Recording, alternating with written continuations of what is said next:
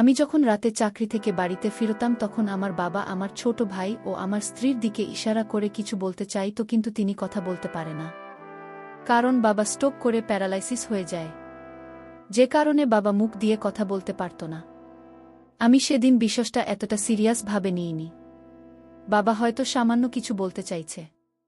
কিন্তু পরের রাতে যখন আমি আবার বাড়িতে আসলাম ঠিক তখনই বাবা আমার স্ত্রীর দিকে ইশারা করে কিছু বলতে চাইছে, কিন্তু বলতে পারছে না। আমার তখন মনে একটা চিন্তা ঢুকে গেল, কারণ আগের রাতে ছোট ভাই ও আমার স্ত্রীর দিকে ইশারা করল।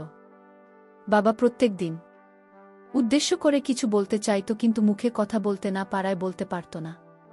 তারপর আমি একদিন বাবাকে একটি কলম ও খাতা এনে দিই। আমি বললাম, তুমি কি বলতে চাও সেটা এই খাতায় লিখো। তারপর বাবা খাতায় যা লিখলেন তারপরে তো আমার হুঁশি উড়ে গেল। আমার নাম দীপক। আমাদের পরিবারে তখন খুশির বন্যা বইছে। আমার বড় দাদা শুভ্রর বিয়ে ঠিক হয়েছে। সত্যি বলতে এই দিনটার জন্য আমি বোধ হয় দাদার চেয়েও বেশি অধীর আগ্রহে অপেক্ষা করছিলাম। আমাদের পরিবার বলতে আমি, দাদা আর আমাদের বাবা মা আমাদের ছোট থাকতেই পরপারে পাড়ি জমান। মায়ের মৃত্যুর পর আমাদের ছোট্ট সংসারটা কেমন যেন ছন্নছাড়া হয়ে গিয়েছিল। দাদা তখন নিজের পড়াশুনো থামিয়ে দিয়ে একটা বেসরকারি কোম্পানিতে চাকরি নিলেন, সংসারের পুরো দায়িত্ব নিজের কাঁধে তুলে নিলেন। আমি তখন বেশ ছোট, দালার ত্যাগের উপরই ভর করে আমার পড়াশোনা চলতে থাকল। আমি বাড়ির ছোট ছেলে হওয়ায় আদরের কমতি ছিল না, কিন্তু মায়ের অভাবটা প্রতি মুহূর্তে অনুভব করতাম। আমি বড় হওয়ার সাথে সাথে সংসারের কিছু দায়িত্ব নিজের কাঁধে তুলে নিয়েছিলাম। রান্না করার কাজটা আমি করতাম। স্কুল থেকে ফিরে রান্নাঘরে ঢুকে যেতাম। নিজের হাতে রান্না করে দাদা আর বাবাকে খাওয়ানোর মধ্যে একটা অন্যরকম আনন্দ ছিল। বাবার দেখাশোনাও আমিই করতাম। কিন্তু দিন শেষে মনে হতো বাড়িটা বড্ড ফাঁকা। একজন মায়ের মতো একজন যত্নশীল মানুষের বড্ড অভাব। তাই একদিন দাদাকে বললাম, দাদা এবার একটা বিয়ে করে ফেল, আর কতদিন আমার হাতে রান্না খাবে? বাড়িতে একজন নতুন মানুষ আসুক, ভাবি এলে আমারও একটা সঙ্গী হবে আর বাবার দেখাশোনা করার জন্য সুবিধা হবে। আমার কথা শুনে দাদা একটা দীর্ঘশ্বাস ফেলেছিলেন। বলেছিলেন, বিয়ে তো মুখের কথা নয় রে দীপক, এর জন্য অনেক টাকার প্রয়োজন। আমি যে সামান্য মাইনে পাই তা দিয়ে তোর পড়াশোনার খরচ, বাবার ওষুধ আর সংসার চালানো খুব কঠিন হয়ে যায়। এর উপর নতুন দায়িত্ব নেওয়ার মতো সামর্থ্য আমার নেই। দাদার চোখের কোণে আমি অসহায়ত্বের ছাপ দেখেছিলাম। আমি জেদ ধরে বললাম, টাকার চিন্তা তুমি করো না দাদা, দরকার হলে আমি পড়াশোনা ছেড়ে দেব, একটা কাজ খুঁজে নেব, তবু তুমি এই বাড়িতে আমার জন্য একটা মিষ্টি ভাবি নিয়ে এসো। এই বাড়িটা একজন নারীর হাতের ছোঁয়ার জন্য অপেক্ষা করছে। আমার জেদের কাছে শেষ পর্যন্ত দাদাকে হার মানতে হলো। বাবা ও দাদাকে বোঝালেন। অবশেষে আমাদের বাড়িতে সেই মাহেন্দ্রক্ষণ এল দাদা বিয়ে করলেন। আমার ভাবি রুনা ছিলেন বাবারই এক পুরনো বন্ধুর মেয়ে, রূপে লক্ষ্মী, গুণে সরস্বতী, বলতে যা বোঝায় ভাবি ছিলেন ঠিক তাই। অনার্স প্রথম বর্ষের ছাত্রী, চোখে মুখে একটা অদ্ভুত মায়া আর সারল্য। যেদিন দাদা ভাবিকে প্রথম আমাদের বাড়িতে নিয়ে এলেন আমি তো অবাক হয়ে তাকিয়েছিলাম। ভাবতেও পারিনি আমাদের এই সাধারণ সাদামাটা বাড়িতে এমন একজন দেবীর মতো মানুষ আসবেন। আমি যখন শ্রদ্ধায় মাথা নিচু করে ভাবির দিকে তাকালাম, ভাবি মিষ্টি করে হেসে বললেন, কি দেখছ অমন করে? আমি তোমার ভাবি, এই বাড়ির নতুন সদস্য। আমি লজ্জা পেয়ে বললাম, ভাবি আপনি সত্যি খুব ভালো, আপনাকে পেয়ে আমাদের পরিবারটা পূর্ণ হলো। ভাবি আমার মাথায় হাত বুলিয়ে দিয়ে বললেন, আরে বোকা, তুমিও তো খুব ভালো একজন দেবর, তোমার মতো দেবর পাওয়াও ভাগ্যের ব্যাপার। দেখো তোমার জন্য আমরা খুব লক্ষ্মী একটা মেয়ে খুঁজে এনে বিয়ে দেব, তখন তুমিও বুঝবে। আমি হেসে বললাম, আমার মনে হয় না আপনার মতো এমন গুণবতী মানুষ আমার কপালে জুটবে। ভালো মনের জীবন সঙ্গী পাওয়া তো ভাগ্যের ব্যাপার। ভাবি বললেন, সেটা সময় বলে দেবে, এখন যাও হাত মুখ ধুয়ে এসো, আমি খাবার বেড়ে দিচ্ছি। সেদিন রাতে আমরা চারজন, বাবা, দাদা, আমি আর ভাবি একসাথে খেতে বসলাম। বহুদিন পর আমাদের বাড়িটা এত জীবন্ত মনে হচ্ছিল। ভাবির হাতের প্রথম রান্না মুখে দিয়ে মনে হলো যেন অমিত খাচ্ছে। বাড়িটা কেমন যেন আলো ভরে উঠল। ভাবির আসার পর থেকে আমাকে আর রান্নাঘরে ঢুকতে হয়নি, তিনি পরম যত্নে সব সামলে নিয়েছিলেন। একদিন ভাবি আমাকে জিজ্ঞেস করলেন, আচ্ছা দীপক, আমি যখন ছিলাম না তখনই সংসারের রান্না কি করত? আমি গর্বের সাথে বললাম, কেন ভাবি, আমি করতাম, আমি খুব ভালো রান্না করতে পারি। ভাবি অবাক হয়ে বললেন, তাই নাকি? আমার দেবর তাহলে এত গুণধর, তাহলে তো তোমার ভবিষ্যৎ জীবনসঙ্গীর কোনো চিন্তাই থাকবে না। এরপর হেসে বললেন, তাহলে তো একদিন তোমার হাতে রান্না খেতেই হয়। দেখি আমার দেবর কেমন রাঁধুনি। আমাদের দিনগুলো এভাবেই স্বপ্নের মতো কেটে যাচ্ছিল, কিন্তু আমরা কেউই জানতাম না আমাদের এই সুখের সংসারে খুব শিগগিরই একটা কালো মেঘ ঘনিয়ে আসতে চলেছে। আমাদের সুখের দিনগুলো হঠাৎই জন্য গ্রহণ লাগল। একদিন সকালে বাবা হঠাৎ করেই গুরুতর অসুস্থ হয়ে পড়লেন। ডাক্তার এসে জানালেন বাবা মাইল্ড স্ট্রোক করেছেন। আমাদের মাথায় যেন আকাশ ভেঙে পড়ল। চিকিৎসার পর বাবা ধীরে ধীরে সুস্থ হতে লাগলেন, কিন্তু তার শরীরের ডান পাশটা সম্পূর্ণ অবশ হয়ে গেল। আর সবচেয়ে বড় আঘাতটা ছিল বাবা তার কথা বলার শক্তি হারিয়ে ফেললেন। যে মানুষটার গলার আওয়াজে আমাদের বাড়িটা গমগম করত, তিনি হঠাৎ করেই একেবারে চুপ হয়ে গেলেন। এখন তার যোগাযোগের একমাত্র মাধ্যম হল ইশারা। বাবার এই অবস্থা আমাদের পুরো পরিবারকে একটা গভীর বিষাদের মধ্যে ঠেলে দিল। বাবার ওষুধের খরচ আগের চেয়ে অনেক বেড়ে গেল। দাদার একা রায়ে সংসার চালানো, আমার পড়াশুনো আর বাবার চিকিৎসার বিপুল খরচ, সব মিলিয়ে পরিস্থিতি খুব কঠিন হয়ে উঠল। আমি বুঝতে পারছিলাম দাদার উপর দিয়ে কি ভীষণ ঝড় বয়ে যাচ্ছে। আমি আর স্থির থাকতে পারলাম না। একদিন দাদাকে বললাম, দাদা, এবার আমাকে কিছু একটা করতে হবে। আমি আর তোমার উপর বোঝা হয়ে থাকতে চাই না। আমিও একটা কাজ খুঁজে নিই, সংসার একটু সাহায্য হবে। আমার কথা শুনে দাদা আমার দিকে তাকালেন, তার চোখে ছিল রাজ্যের চিন্তা। তিনি বললেন, দীপক, তুই যদি কাজ করতে বাইরে চলে যাস তাহলে বাড়িতে বাবার খেয়াল কে রাখবে? তোর ভাবি একা মানুষ, তার পক্ষে সব দিক সামলানো সম্ভব নয়। তুই বাড়িতে থাকলে আমি নিশ্চিন্তে কাজ করতে পারি। তুই বরং বাড়িতেই থাক, বাবার দেখাশোনা কর। আমি বললাম, কিন্তু সংসার চলবে কি করে? দাদা বললেন, আমি একটা উপায় ভেবেছি। অফিস থেকে ফিরে আমি সন্ধে থেকে রাত পর্যন্ত এক ডাক্তারের চেম্বারে কম্পাউন্ডার হিসেবে কাজ নেব। এতে মাস গেলে কিছু টাকা বেশি আসবে, তাতেই আমাদের কষ্টে শিষ্টে চলে যাবে। বড় ভাইজের এই ট্যাগের কথা শুনে আমার চোখে জল চলে এল। নিজের ছোট ভাইজের ভবিষ্যতের জন্য, পরিবারের জন্য মানুষটি কি অক্লান্ত পরিশ্রমী না করে চলেছেন। আমি দাদার কথা রাজি হয়ে গেলাম। বললাম, ঠিক আছে দাদা, তুমি যেমনটা বলবে তেমনি হবে। আমি বাড়ির সব দায়িত্ব নেব, বাবার দিকে পুরো নজর রাখব, আর ভাবির যখন যা প্রয়োজন হবে আমি এনে দেব, তুমি কোনো চিন্তা করো না। সেদিন থেকে আমাদের জীবনে এক নতুন অধ্যায় শুরু হলো। দাদা সকাল থেকে রাত পর্যন্ত বাড়ির বাইরে থাকতে শুরু করলেন। আমি আর ভাবি মিলে বাড়ির সব কাজ আর বাবার দেখাশোনা করতে লাগলাম। প্রথম সবকিছু ঠিকঠাকই চলছিল, কিন্তু সমস্যাটা শুরু হলো কিছুদিন পর থেকে। দাদা কাজ ছেড়ে যখন গভীর রাতে বাড়ি ফিরতেন তখন প্রায় একটা অদ্ভুত দৃশ্য দেখতে পেতেন। তিনি ঘরে ঢোকার পর বাবা উনার দিকে অসহায়ভাবে তাকিয়ে আমার ভাবি রুনার দিকে ইশারা করতেন। তার চোখে মুখে থাকত এক ধরনের আকুতি, কিছু একটা বলার তীব্র চেষ্টা, কিন্তু মুখ দিয়ে কোনো শব্দ বেরোত না। দাদা প্রথমে বিষয়টাকে তেমন গুরুত্ব দেননি। তিনি ভাবতেন বাবা হয়তো অসুস্থতার কারণে এমন করছেন। কিন্তু ঘটনাটা যখন রোজই ঘটতে লাগল তখন দাদার মনে একটা খটকা লাগল। তিনি কিছুই বুঝতে পারতেন না বাবা আসলে কি বোঝাতে চাইছেন। দাদার মনের মধ্যে একটা অজানা কৌতূহল আর অস্বস্তি দানা বাঁধতে শুরু করল। একদিন রাতে বাড়ি ফিরে দাদা দেখলেন বাবা একইভাবে তার দিকে তাকিয়ে রুনার দিকে ইশারা করছেন। দাদা রুনার কাছে গিয়ে ফিসফিস করে জিজ্ঞেস করলেন, রুনা, বাবা তোমার দিকে এভাবে ইশারা করে কি বলতে চান? তুমি কিছু বুঝতে পারো? এই কথা শোনার সাথে সাথেই রুনার মুখের হাসিটা কেমন যেন মিলিয়ে গেল, মুখটা কিছুটা ফ্যাকাশে হয়ে গেল। সে তাড়াহুড়ো করে বলল, বাবা তো অসুস্থ, হয়তো কি করছেন বা বলছেন তা নিজেও ঠিক বুঝতে পারছেন না। তুমি এসো, অনেক রাত হয়েছে, খেয়ে নাও। ভাবির এই অস্বাভাবিক আচরণ আর তড়িঘড়ি করে প্রসঙ্গ পাল্টানোর চেষ্টা দাদার মনের খটকাটাকে আরও বাড়িয়ে দিল। তিনি বুঝতে পারছিলেন কিছু একটা গড়বড় তো অবশ্যই আছে, কিন্তু সেটা যে কি তা তিনি কিছুতেই বুঝে উঠতে পারছিলেন না। দাদার মনে সন্দেহের বীজ একবার যখন ঢুকেছে তা ধীরে ধীরে ডালপালা মেলতে শুরু করল। তিনি এখন প্রতিটা বিষয় খুব মনোযোগ দিয়ে লক্ষ্য করতে লাগলেন। রুনার আচরণে একটা সূক্ষ্ম পরিবর্তন তিনি খেয়াল করছিলেন। সে যেন দাদাকে কিছুটা এড়িয়ে চলছে। বিশেষ করে বাবার ইশারার প্রসঙ্গ উঠলেই সে অন্য কথা বলে প্রসঙ্গ ঘুরিয়ে দিচ্ছে। দাদার মনটা কুট ডাকতে শুরু করল।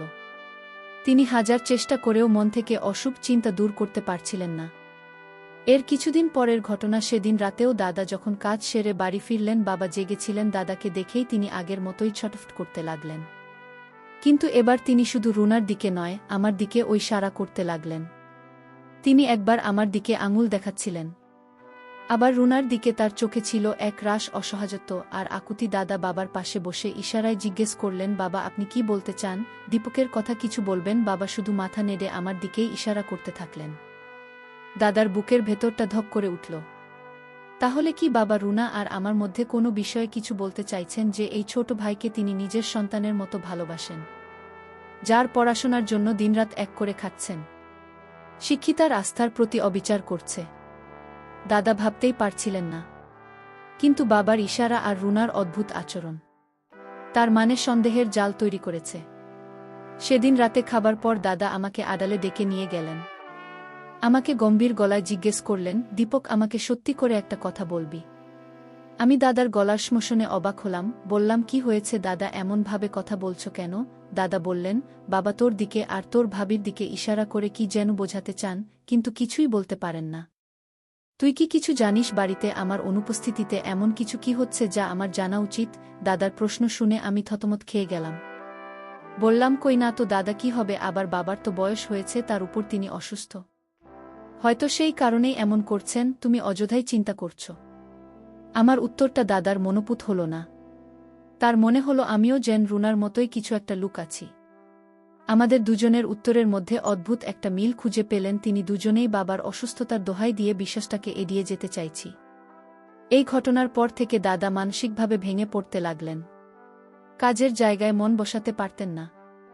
সারাক্ষণ বাড়ির চিন্তা, রুনার, আমার চিন্তা। তার মাথায় ঘুরপাক খেত যে ভাবিকে তিনি এত বিশ্বাস করতেন, যে ভাইকে তিনি এত ভালোবাসতেন, তাদের নিয়ে এখন তার মনে এত প্রশ্ন। তিনি সিদ্ধান্ত নিলেন এবার তিনি নিজের চোখেই দেখবেন তার আড়ালে বাড়িতে ঠিক কি হচ্ছে। তার মন বলছে রহস্যের সমাধান তাকেই করতে হবে, নইলে এই চিন্তা তাকে কুরে কুরে খাবে। তার শান্ত সুখের সংসারটা যেন এক গভীর ষড়যন্ত্রের জালে জড়িয়ে পড়ছে বলে তার মনে হতে লাগল।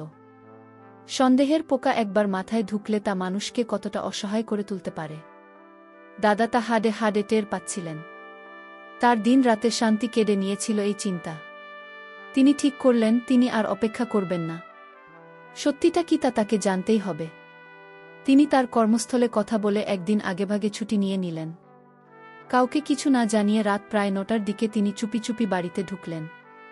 বাড়িতে ঢুকেই দাদা অবাক হলেন, পুরো বাড়িটা কেমন অস্বাভাবিক রকমের, বসার ঘরে আলো জ্বলছে না, কোনো সাড়া শব্দ নেই। তার বুকের ভেতরটা অজানা আশঙ্কায় কেঁপে উঠল। তিনি গলা চড়িয়ে ডাকলেন, দীপক, দীপক কোথায় তুই? তার ডাক শুনে ভেতর ঘর থেকে রুনা বেরিয়ে এল। দাদাকে এত তাড়াতাড়ি বাড়িতে দেখে এসে চমকে উঠল। তার মুখটা কেমন যেন ফ্যাকাশে হয়ে গেল। সে আমতা আমতা করে বলল, তুমি এত তাড়াতাড়ি চলে এলে যে? দাদা তার প্রশ্নের উত্তর না দিয়ে সরাসরি জিজ্ঞেস করলেন, দীপক কোথায়? ওকে তো দেখছি না। রুনা মুহূর্তের জন্য ইতস্তত করল, তারপর বলল, ও তো বাজারে গেছে। বলল কি যেন দরকারি জিনিস আনতে হবে। রাত ৯টায় দীপকের বাজারে যাওয়ার কথা নয়, বিশেষ করে যখন বাড়িতে অসুস্থ বাবা আছেন। দাদার সন্দেহ আরও ঘনীভূত হল। তিনি রুনাকে তীক্ষ্ণ দৃষ্টিতে দেখতে লাগলেন। তার মনে হল রুনা কিছু একটা লুকাচ্ছে। তিনি কঠোর গলায় বললেন, সত্যি করে বলো রুনা, দীপক কোথায়? আমার সাথে মিথ্যে বলার চেষ্টা করবে না। দাদার গলার স্বরে রুনা ভয় পেয়ে গেল। সে কিছু একটা বলতে যাচ্ছিল, ঠিক সেই মুহূর্তে বাইরের দরজা খুলে আমি ঘরে ঢুকলাম। আমাকে দেখে দাদা আর রুনা দুজনেই চমকে উঠল। দাদা আমার দিকে এগিয়ে এসে জিজ্ঞেস করলেন, কোথায় গিয়েছিলি তুই? আমি স্বাভাবিকভাবেই উত্তর দিলাম, কোথাও না তো দাদা, ঘরে কারেন্ট ছিল না, তাই গরমে ছাটে গিয়ে বসেছিলাম, এইমাত্র কারেন্ট এল, তাই নেমে আসলাম। আমার কথা শুনে দাদা এবার রুনার দিকে ঘুরে দাঁড়ালেন। তিনি বললেন, তাহলে তুমি কেন বললেও বাজারে গেছে? এই ছিল। রুনার মুখটা মলিন হয়ে গেল। সে কাপা কাপা গলায় বলল, ও তো আমাকে বলে গিয়েছিল যে বাজারে যাবে, কিন্তু তারপর যে ছাদে চলে গেছে তা তো আমি জানতাম না। দাদা এবার আমার দিকে ফিরলেন। তার চোখে ছিল এক রাশ প্রশ্ন আর অবিশ্বাস। তিনি আমাকে জিজ্ঞেস করলেন, তুই কোথায় গিয়েছিলি? তোর ভাবি কি জানত না? আমি সরলভাবেই বললাম, না দাদা, আমি ভাবিকে বলেই গিয়েছিলাম যে বাজারে যাচ্ছি, কিন্তু বাইরে বেরিয়ে দেখি খুব গরম, তাই আর বাজারে না গিয়ে ছাদে চলে গেলাম। ভাবিকে আর জানানো হয়নি। আমাদের দুজনের কথায় বিস্তর ফারাক, দুজনেরই উত্তর আলাদা। এই ঘটনায় দাদার মনে সন্দেহ তৈরি হল। তার মনে হলো আমরা দুজনে মিলে তাকে বোকা বানানোর চেষ্টা করছি, লুকানোর জন্য এই ধরনের মিথ্যাচারের আশ্রয় নিতে হচ্ছে। দাদা আর কোনো কথা বললেন না। তিনি রাগে গজগজ করতে করতে নিজের ঘরের দিকে চলে গেলেন। তার মনে তখন ঝড় বইছে। তার বিশ্বাস, তার ভালোবাসা, তার সাজানোর সংসার সবকিছু যেন ভেঙে টুকরো হয়ে যাচ্ছে। তিনি বুঝতে পারছিলেন না তার কি করা উচিত। এই রহস্যের শেষ কোথায় তা তিনি দেখতে পাচ্ছিলেন না। সেই রাতের ঘটনার পর থেকে আমাদের বাড়ির পরিবেশটা পুরোপুরি বদলে গেল। দাদা একদম চুপচাপ হয়ে গেলেন। প্রযোজন ছাড়া আমাদের সাথে একটা কথাও বলতেন না। তার গম্ভীর মুখ আচরণ আমাদের ছোট্ট পরিবারটার উপর একটা ভারী পাথর চাপিয়ে দিল। আমি আর ভাবি বুঝতে পারছিলাম দাদা ভীষণ রেগে আছেন, কিন্তু কেন তার আসল কারণটা ধরতে পারছিলাম না। আমরা ভাবছিলাম হয়তো আমাদের কথায় গরমিল পাওয়ায় দাদা এমনটা করছেন, কিন্তু তার রাগের পরিমাণটা ছিল আমাদের ধারণার চেয়েও অনেক বেশি। দাদা এখন কাজ থেকে ফিরতেন আর সরাসরি নিজের ঘরে ঢুকে যেতেন, বাবার সাথেও বিশেষ কথা বলতেন না। তার এই পরিবর্তনটা আমাকে আর ভাবিকে খুব কষ্ট দিচ্ছিল। আমরা দুজনেই অপরাধবোধে ভুগছিলাম। সামান্য একটা বিষয় নিয়ে বাড়িতে যে এমন অস্বস্তিকর পরিস্থিতি তৈরি হবে তা আমরা ভাবতেও পারিনি।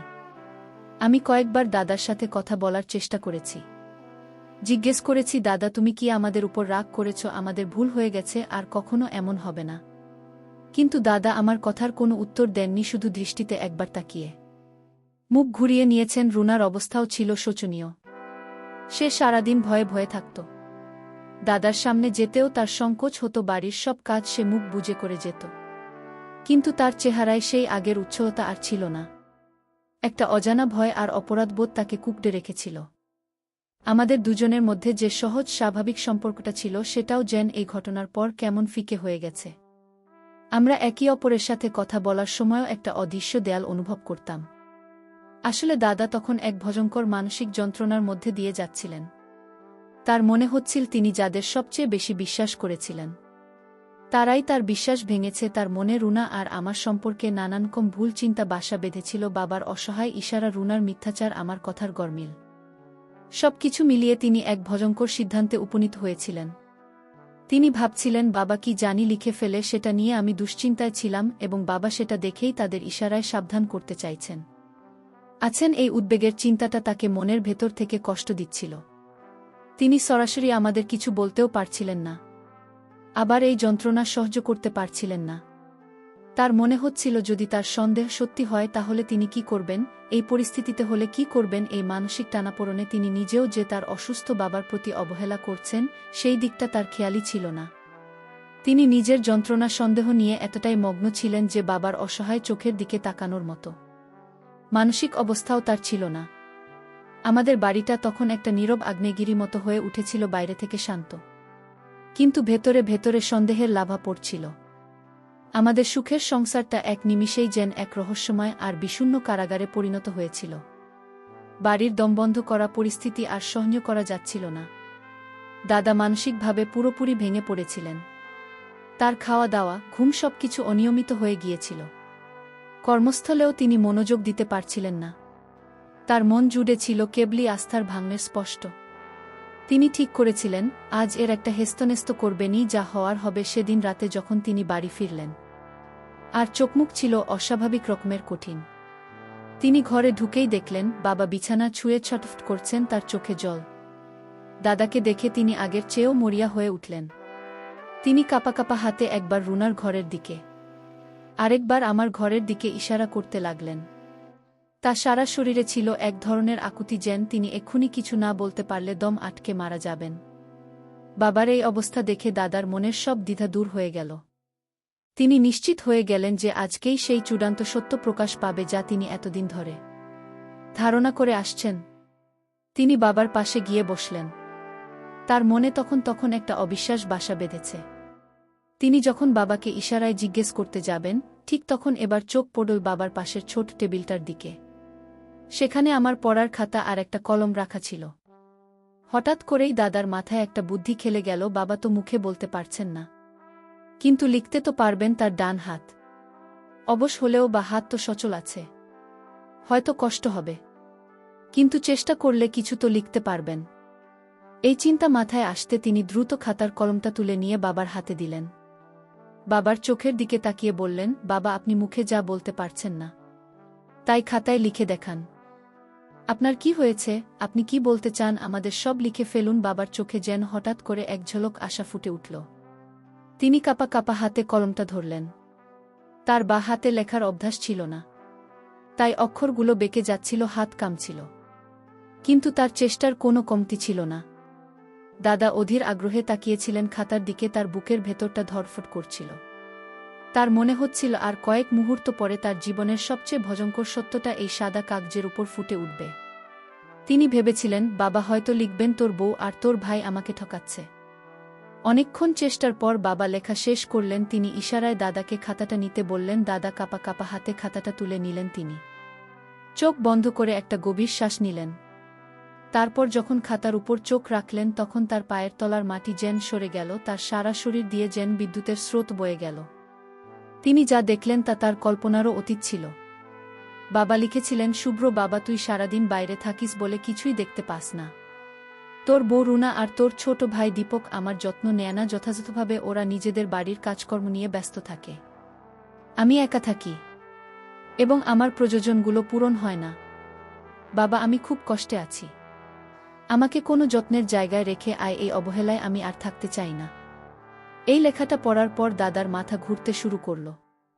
তিনি যে ভেবেছিলেন তার ছিটে ফোটাও সত্যি নয়। আসল রহস্য কোনো ভুল সম্পর্ক নয়। আসল রহস্য হলো চরম অবহেলা। আসল রহস্য হলো চরম অবহেলা। তিনি নিজের কানকে নিজের চোখে বিশ্বাস করতে পারছিলেন না। তার সন্দেহ কতটা ভিত্তিহীন আর কদর্য ছিল তা ভেবে নিজের প্রতি ঘৃণা হতে লাগল।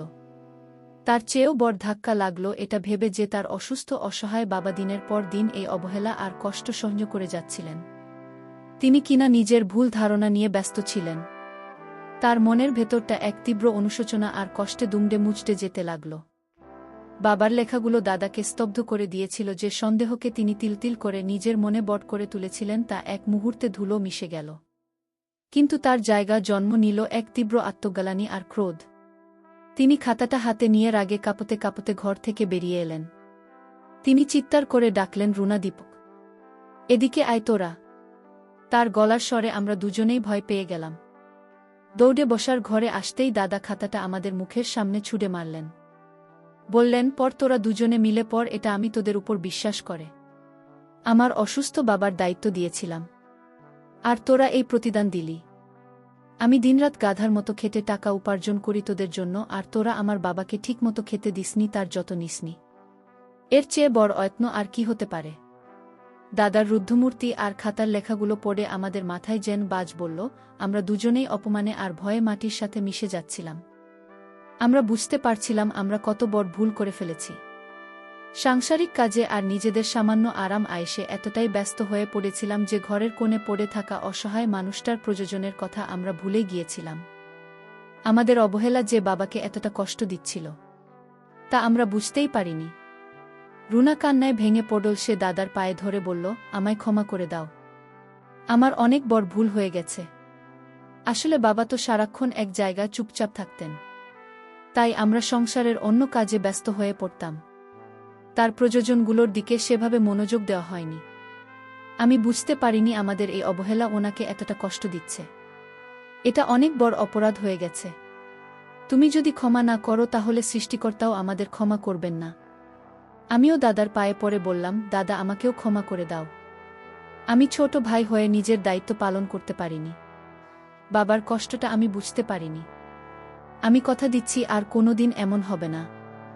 দাদার রাগ তখন কিছুটা কমে এসেছে, তার চোখে জল। তিনি দীর্ঘশ্বাস ফেলে বললেন, আমার কাছে খিটু উত্তর চাও দিয়ে দুজনেই, সেটা ঠিক। কিন্তু আমি কি তার উপর বিশ্বাস রাখতে পেরেছি?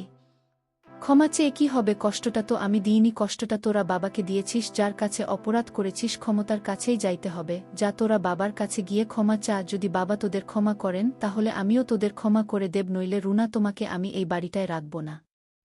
দাদার কথা শুনে আমরা দুজনেই কাঁদতে কাঁদতে বাবার ঘরে গেলাম। বাবার বিছানার পাশে হাঁটু গেড়ে বসে তার পায়ে মাথা রাখলাম। রোনা কাঁদতে কাঁদতে বলল, বাবা, আমাদের ক্ষমা করে দিন। আমরা বুঝতে পারিনি আপনাকে আমরা এত কষ্ট দিচ্ছিলাম। আমরা আর কোনোদিন আপনার অবহেলা করব না। আপনাকে আমরা মাথায় করে রাখব। বাবা আমাদের দুজনের মাথায় হাত রাখলেন। তার চোখ দিয়েও জল গড়িয়ে পড়ছিল।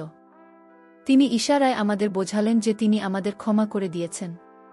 তার চোখের জলে ছিল ক্ষমা আর অফুরন্ত স্নেহ। সেই মুহূর্তে দাদা ঘরে ঢুকলেন। তিনি বাবার পাশে এসে দাঁড়িয়ে বললেন, বাবা, দোষ শুধু ওদের নয়, আমারও আছে। আমি নিজের সন্দেহের জালে জড়িয়ে এতটাই অন্ধ হয়ে গিয়েছিলাম যে আপনার কষ্টটাও দেখতে পাইনি। আমিও আপনার কাছে ক্ষমা প্রার্থী। তারপর থেকে আমাদের পরিবারটা আবার নতুন করে শুরু হলো। আমরা সবাই মিলে বাবার যত্ন নিতে শুরু করলাম। রুনা আর আমি এক মুহূর্তের জন্য বাবাকে চোখের আড়াল করতাম না। দাদা অফিস এ সময় ছাড়া বাকি সময়টা বাবার সাথেই কাটাতেন। আমাদের সম্মিলিত ভালোবাসায় আর যত্নে বাবাও ধীরে ধীরে যেন প্রাণ ফিরে পেলেন। তার মুখের হাসিটা আবার ফিরে এল। আমাদের বাড়ি থেকে সন্দেহের কালো মেঘ কেটে গিয়ে আবার ভালোবাসার আলো ভরে উঠল। এই গল্পটি আমাদের একটি গুরুত্বপূর্ণ বার্তা দেয়া। আমাদের জীবনে ব্যস্ততা যতই থাকুক না কেন, পরিবারের বৃদ্ধ এবং অসুস্থ মানুষটির প্রতি আমাদের দায়িত্ব আমরা যেন ভুলে না যাই। তাদের প্রয়োজন শুধু সময়মতো খাবার বা ওষুধ নয়, তাদের সবচেয়ে বেশি প্রয়োজন আমাদের সঙ্গ, ভালোবাসা এবং যত্ন। আমাদের সামান্য অবহেলা তাদের মনে গভীর ক্ষত সৃষ্টি করতে পারে। বাবা মা যখন বৃদ্ধ হন তখন তারা সন্তানের কাছে শিশুর মতোই নির্ভরশীল হয়ে পড়েন। তাই তাদের যত্ন নেওয়া আমাদের পরম কর্তব্য। তাদের অবহেলা করা শুধু অমানবিকই নয়, এটি একটি বড় ভুল। আসুন আমরা আমাদের শেখকে ভুলে না যাই এবং পরিবারের প্রতিটি সদস্যের প্রতি যত্নশীল হই। বন্ধুরা, গল্পের মতামত আপনারা কমেন্ট করে জানাতে ভুলবেন না। আর অবশ্যই চ্যানেলটি সাবস্ক্রাইব করে পাশে থাকবেন।